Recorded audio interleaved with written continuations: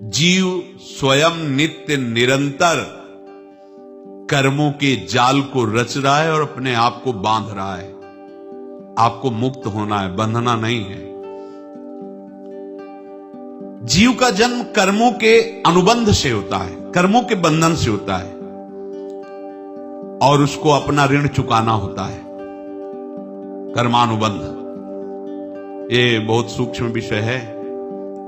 जैसे आप जिस परिवार में जन्म लिए हैं तो उस परिवार के लोगों से आपका ऋण है, इसलिए उसी परिवार में आप आए हैं। और ऋणानुबंध उसको बिना चुकाए या बिना वसूल किए आप वहां से जाएंगे नहीं। आपको लेना है तो वसूल करना है और देना है तो चुकाना है।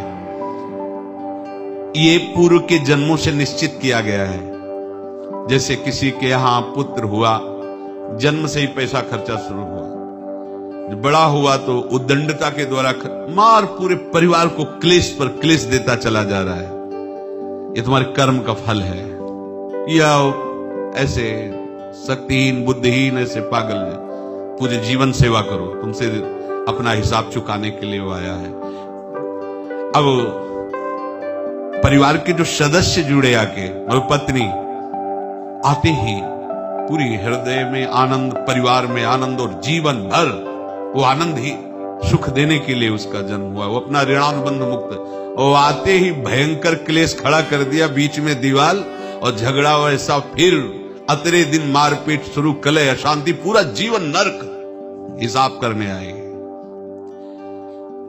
यहां ऋण चुकाए बिना कोई जा नहीं सकता, ऋण चुकाना पड़ेगा। किसी का ऋण वसूल करना है तो किसी को ऋण चुकाना है, दोनों काम करने होते हैं। अनेक जन्मों में अनेक लोगों के साथ हमने जो बर्ताव किए हैं, अच्छे या बुरे, वो होंगे।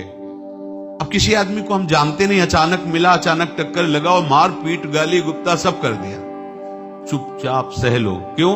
ये आपका हिसाब है, पूर्व का हिसाब। हमारा उससे कोई द्वेष नहीं, कोई संकल्प नहीं। अचानक घटना घटी और हमसे द्वेष करने लगा, हमें पीटने लगा, हमें गालियां दे, ये हिसाब है, चुपचाप सह जाओ। अपने घर का भाई ही भारी दुश्मन बन गया और क्लेश देने, हिसाब है। एक प्रभुदत्त ब्रह्मचारी जी की वाणी में पढ़ा था, एक महात्मा जी भ्रमण करते थे तो उस समय असरफियां चलती थी, मोहरे असरफियां, तो उनको भेंट में देते लोग। तो या तो ठाकुर सेवा में लगे तत्काल, या संत सेवा में तत्काल लगे, उसका संग्रह करके डोलना ये ठीक नहीं है। बैरागी के लिए सिद्धांत में ये ठीक नहीं है। तो जब 2, 4, 6, 8 ऐसे मोहरे हुई, उन्होंने विचार किया कि और भ्रमण करके जब काफी मोहरे हो जाएंगी तो प्रयागराज में जब कुंभ पड़ता है, एक बार पूरे सब अखाड़े के संतों को, अलग अलग संप्रदाय सब संतों को बुलाएंगे और सबको खुआएंगे। अब साधु है तो यही विचार करेगा, और क्या विचार करेगा। तो उन्होंने ऐसे डंडा बनवाया, बेंत, जो ऊपर से चूड़ीदार और भीतर पोला, और मोहरे उसमें डालते गए। और भ्रमण, जहां जहां श्रद्धालु भगत थे सबके यहां जाना और इच्छा रखना कि एक मोहर तो दे दे दक्षिणा में।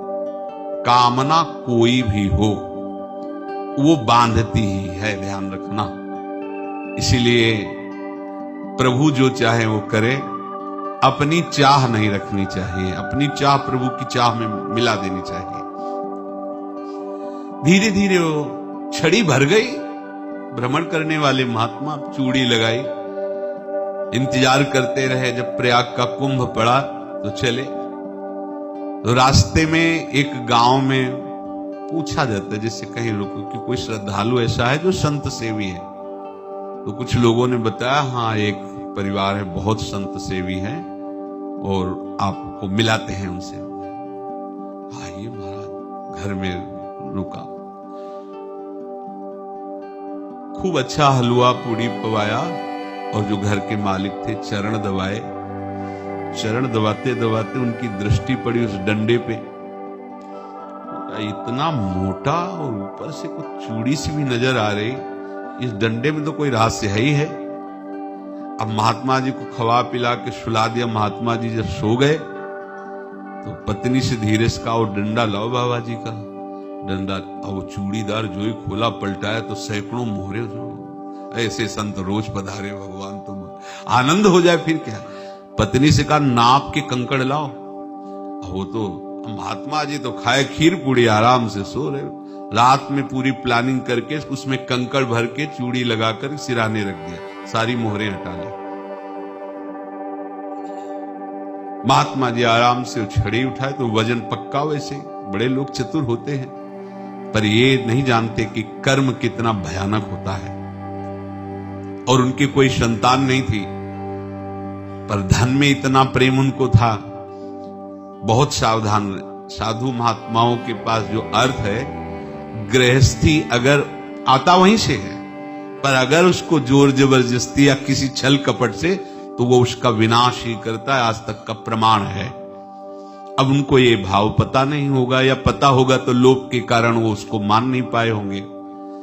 महात्मा जी गए प्रयाग में, किसी अखाड़े पर रुके और वहां प्रार्थना की कि कल जो है संपूर्ण अखाड़ों का निमंत्रण किया जाए और सब संतों को भोग पवाया जाए, उनको दक्षिणा भी दी जाए।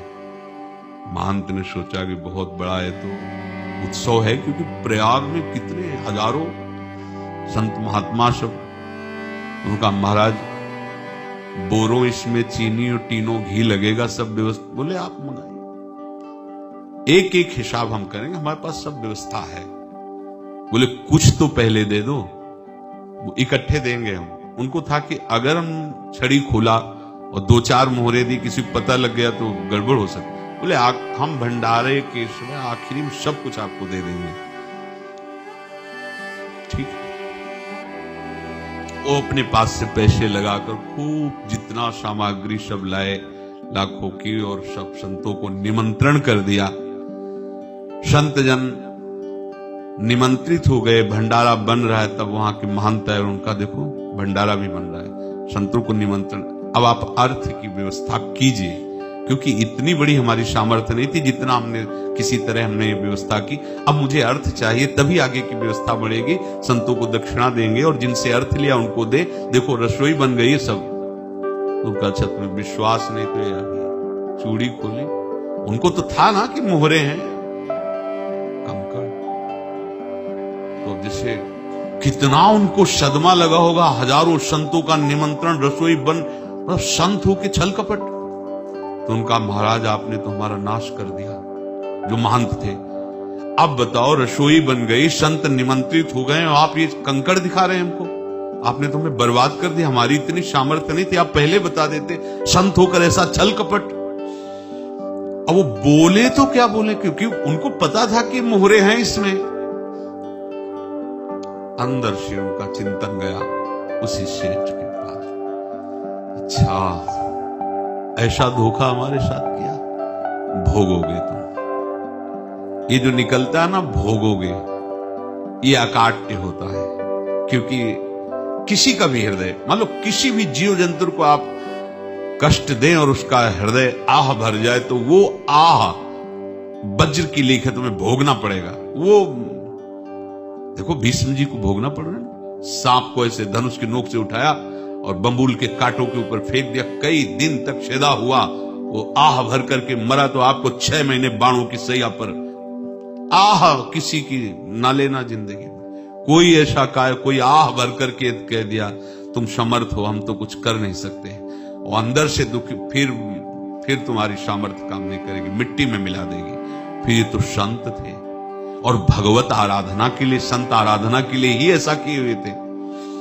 अब इनका कैसे मुंह दिखाएं। अब क्या करें।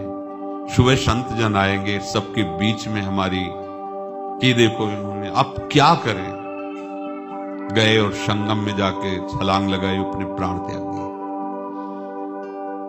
अब उनके तो पास मोहरे थी और व्यापार बढ़ा, और 9-10 महीने बाद ही लड़का हुआ। अब तो उनको कि संत फलीभूत हो गया। देखो व्यापार चल रहा, लड़का नहीं होता था, लड़का भी हो गया। बड़ा आनंद छा रहा है। जब से वो प्रकट हुए और धन की वृद्धि शुरू हो गई। पढ़ाई लिखाई में उनके खर्चा हुआ सब, बस बीमारी शुरू हो गई उनके शरीर में, अब उसमें पैसा जाना शुरू हुआ। इतने आसक्त वो दोनों हो गए कि कुछ भी हो, व्यापार ठप, संपत्ति बेचना शुरू।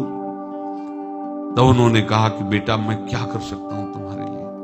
बोले हमारी अंतिम इच्छा है प्रयाग चलो और जितने